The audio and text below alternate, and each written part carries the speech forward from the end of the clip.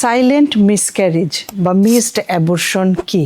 Abortion বলতে আমরা যেটা বুঝি যে ভীষণ রকমের তলপেটে ব্যথা হচ্ছে বা রক্তপাত হচ্ছে এইরকম একটি অবস্থা, কিন্তু দেখা যায় যে এই লক্ষণগুলো ছাড়াও কিন্তু মিসক্যারেজ হতে পারে। গর্ভস্থ যে ভ্রূণটি আছে সেটি হয়তো বিকশিত আর হচ্ছে না, এটাকেই আমরা সাইলেন্ট মিসক্যারেজ বা মিসড অ্যাবর্শন বলছি।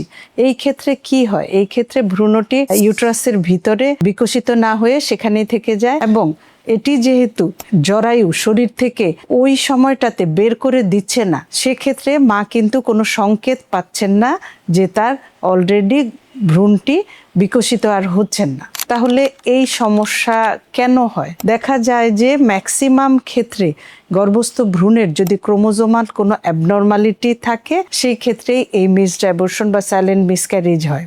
এছাড়া মায়ের যদি বিভিন্ন রকমের হরমোনের ঘাটতি থাকে বা অটো ইমিউন কোনো ডিজিজ থাকে, এছাড়াও আরও অনেক কারণে এই মিসড অ্যাবর্শন বা সাইলেন্ট মিসক্যারেজ হতে পারে। সাইলেন্ট মিসক্যারেজ শনাক্ত করার উপায় কি?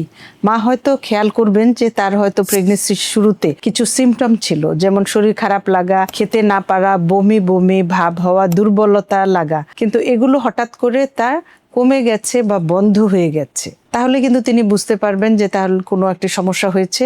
আমরা বলবো যে আপনি নিয়মিত প্রথম 3 মাসে ডাক্তারের কাছে যাবেন এবং চেক আপ করবেন, এবং ডাক্তারের পরামর্শ অনুযায়ী আলট্রাসনোগ্রাম করবেন, এবং আলট্রাসনোগ্রামে যদি বাচ্চার হার্টবিট না থাকে তাহলে আপনাকে বুঝতে হবে যে এখানে কোনো সমস্যা হয়েছে। এখন যদি মিসড অ্যাবর্শন হয় তাহলে সমস্যা কি?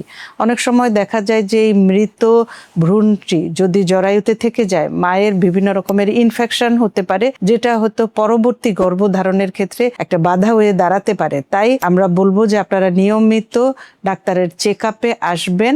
বিশেষ করে প্রথম 3 মাস শারীরিক কোনো পরিবর্তন যদি আপনি লক্ষ্য করেন তাহলে অবশ্যই ডাক্তারের পরামর্শ অনুযায়ী চিকিৎসা নেবেন এবং সুস্থ থাকবেন।